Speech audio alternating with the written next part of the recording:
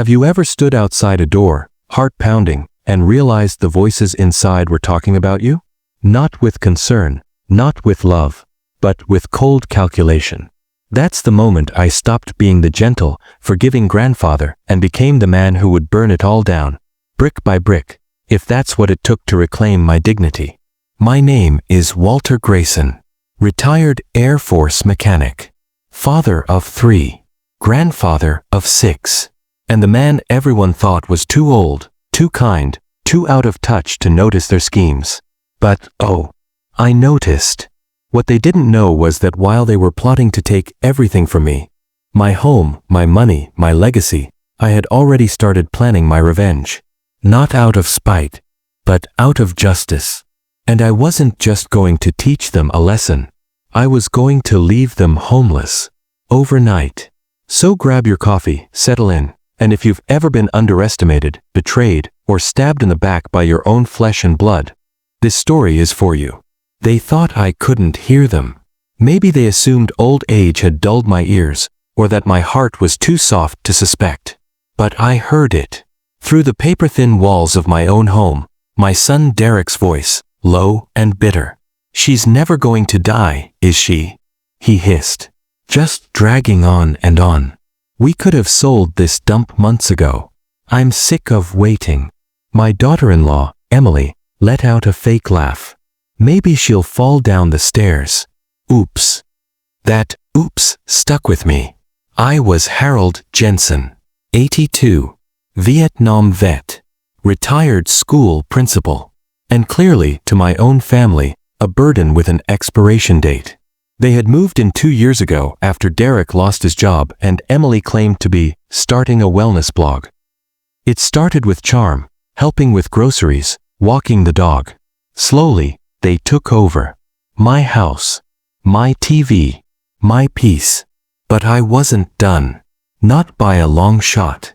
I smiled at them at breakfast the next morning. Oatmeal. Raisins. Emily had replaced my cinnamon with turmeric, said it was anti-inflammatory. I stirred it silently, replaying every word of their conversation in my head. I didn't confront them. No, that would be too easy, too fast. I wanted them to sweat. After breakfast, I went to the garage. They didn't know I still kept the original property deed, paid off decades ago. They didn't know the mortgage was in my name only. They didn't even know I'd opened a separate checking account last winter when I started sensing their resentment. That morning, I called my old friend Roy, an attorney. Remember that offer from the assisted living developers? The one I turned down 5 years ago. Roy laughed. "You're ready now." "Oh, I'm more than ready," I said. That night, I set the stage. I made dinner. Pot roast, mashed potatoes, even a homemade pie. Cherry, their favorite.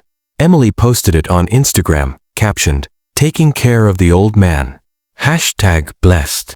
They ate like kings. I watched like a hunter. "So," I asked casually, "have you two thought about moving out? Getting back on your feet?" Derek snorted. "In this economy?" Emily chimed in, "We're a family, Harold. We're meant to stay together." I nodded. Just asking. They didn't notice the recorder in my pocket. Roy worked fast.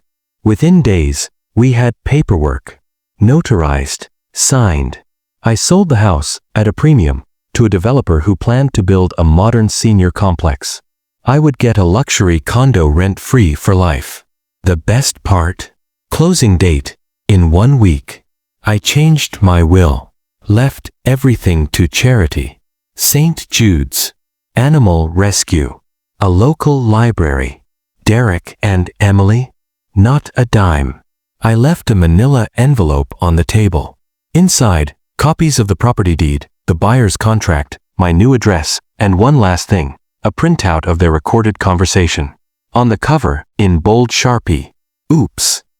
Then I packed my bag. 1 suitcase. My medals. My photo of Helen, my late wife, and the dog, Ruby. I timed it perfectly.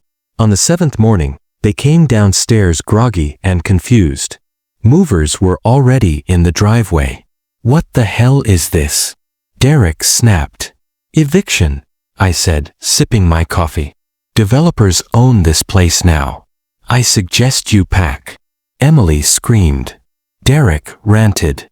But the sheriff's officer was already there with papers in hand. I walked past them, Ruby on a leash, nodding politely. They had nowhere to go. Derek's credit was shot. Emily's blog was a joke. No savings. No fallback. They camped in their car for a week outside the local strip mall. I heard from Roy that Derek tried to contest the sale. Too late. Everything was legal. I watched from my balcony, sipping a cold beer. My new condo overlooked the lake. Peaceful. Quiet. Word got out. A local reporter picked up the story. Elderly vet outsmarts greedy family. The clip went viral. I got fan mail. Someone sent me homemade jam. A woman from Ohio proposed marriage. Derek and Emily? National embarrassment. 6 months later, they showed up at my building. Cleaned up. Polite. "Dad," Derek said, "we're sorry. We were just stressed. You know how things get." I looked them over. No sincerity. Just desperation. I smiled. "Security will show you out. I've made enough mistakes in life. Letting you stay was the biggest." Now, every morning, I wake up to birdsong. I walk Ruby along the lake. I volunteer twice a week. Chess club. Library readings. Dignity restored. They thought I was weak. They thought I was old. But I was just getting started. And as for Derek and Emily? Well, let's just say, karma came with a foreclosure notice. 2 weeks after the viral blow-up, I received a handwritten letter with no return address. Inside, a name I hadn't thought of in decades, Margaret. My first love before I ever met Emily. She saw the story online. Said she always knew I had fire. Her words stirred something I thought had long since withered. The past was resurfacing. That letter nudged a memory. I went to my lawyer's office and requested the original trust documents Emily never knew existed. Long ago, I'd made provisions in case of betrayal, a hidden clause giving me back full power over the estate if they violated my health directives. And oh, they violated every one of them. When Emily realized I had moved into my condo, she tried to access my accounts. But they were frozen. I had hired a forensic accountant to follow every dollar. She and her boyfriend Todd, yes, Todd, had been bleeding my retirement slowly. Now, they were facing criminal charges. I arranged a final sit-down with all of them. Emily, her entitled husband Tom, their Instagram-famous daughters, even my lazy nephew. I wore my sharpest suit, stared them down and said, "You plotted to erase me. I wrote you out instead." No yelling, just facts. I left them stunned in silence. The neighborhood had changed toward me. Younger folks who once ignored me now waved with respect. Neighbors brought over baked goods. Even the mayor sent a handwritten note saying my story inspired changes in elder care laws. Revenge wasn't just sweet. It was influential. Evicted. Credit cards canceled. She ended up in a motel on the outskirts of town. Her influencer status didn't help in the real world. The followers left when the glamour died. Todd vanished. Tom filed for divorce. Karma works fast when it's wearing orthopedic shoes. I donated the family home to a senior advocacy group. They turned it into a transitional home for seniors escaping neglect. Watching that place, once a pit of betrayal, turn into a sanctuary brought tears to my eyes. I hadn't cried in 40 years. Margaret visited. After all these years, she still had that spark. We sat on the balcony sipping iced tea, sharing stories, both widowed, both resilient. We weren't trying to relive the past, just savoring what remained of the future. A town hall standing ovation. They invited me to speak at the town hall. I shared my story, the betrayal, the planning, the revenge. When I finished, The room rose in applause. I wasn't just Harold the retiree anymore. I was Harold the legend. Looking into the camera, I recorded a final video. To all the seniors out there who feel invisible, remember, being underestimated is your secret weapon. They plotted against me. Now they're the cautionary tale. Then I smiled, clicked post, and leaned back as the views climbed into the millions. And for the first time in a long, long while, I felt truly alive. The foreclosed house went to auction on a Tuesday. I stood at the back of the courthouse steps in my best suit. The kids weren't there. They didn't even know. I bought the property back under an LLC, my name nowhere to be found. That evening, I texted the family group chat. Just a heads up. Someone bought the house at auction today. Make sure you're packed. New owner gets the keys in 24 hours. The reactions poured in: shock, panic, rage. I silenced my phone and made myself a fresh cup of chamomile tea. The next morning, I arrived at the house with the sheriff and a locksmith. My children were still in their pajamas, confused and disoriented. Eviction notice is official, the sheriff told them. You need to leave. You can't do this. We have kids. My daughter-in-law screamed. I simply looked at them and said, should have thought of that before scheming. They ended up crammed into a dingy roadside motel. I made sure the credit cards they once stole from me had been flagged. No more swiping their way out of consequences. For once, they had to learn how to hustle, like I did at their age. They took to social media, crying foul. My own father made us homeless. Their crocodile tears got some sympathy, but it quickly backfired when commenters started digging up their past. Didn't they have luxury cars and designer bags? Didn't they throw their dad in a home? Public opinion turned. One night, I got a knock on my apartment door. My youngest son stood there, eyes red. Dad, we messed up. Is that so? We need help. Please. I looked at him carefully. Was this remorse or manipulation?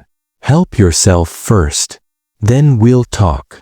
I heard they had to do their own laundry at the motel, cook their own food, share one bathroom.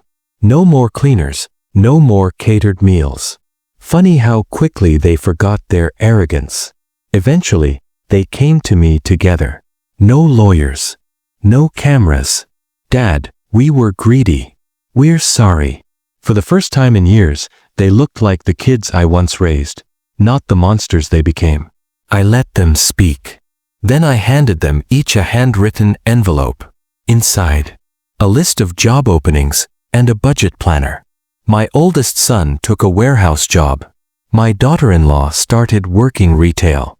My granddaughter even enrolled in community college. They began rebuilding their lives, brick by brick, without handouts, without lies. I didn't let them move back in. But I did have dinner with them once a week. Slowly, the anger gave way to awkward laughter, then to shared memories, then, just maybe, to something like forgiveness. But I never forgot. Looking in the mirror now, I don't see a villain. I see a man who drew a line, who refused to let manipulation win. Some call it cruel. I call it necessary, because sometimes the kindest thing you can do is let them fall. Only then can they learn how to stand. I stood at the edge of the porch, a steaming cup of coffee in my hand, watching the sunrise paint the sky in warm golds and crimsons. The air smelled like freedom, peace, justice. They were gone. Every last one of them. My ungrateful children, their scheming spouses, the greedy lawyers they brought to my door. All out. All homeless. Not on the streets. No, I wasn't heartless, but stripped of luxury, cut off from the wealth they tried to steal. They now lived in the rundown side of town in modest apartments, learning the lessons they never thought they'd need: humility, gratitude, and hard work. I didn't relish their fall, but I also didn't mourn it. The day after I took back control, I rewrote my will. Not out of spite, but clarity. I left my estate to a veterans charity, the local senior center, and a community school for underprivileged kids. People who understood respect. People who knew what it meant to fight for survival with grace. As for me, I kept the house, the land, the life I built, and peace. People still ask me, "Aren't you lonely now, Walter?" I chuckle. No, I'm just finally alone with people who aren't trying to take something from me. I keep a journal now, each entry starting the same way, still free, still me. And I hope, if you're listening to this story, you'll take one thing from it. Never underestimate the quiet ones, especially when they've got time, money, and nothing left to lose. So if you're ever tempted to plot behind someone's back, remember, the one you overlook today might just be the one who turns your world upside down tomorrow.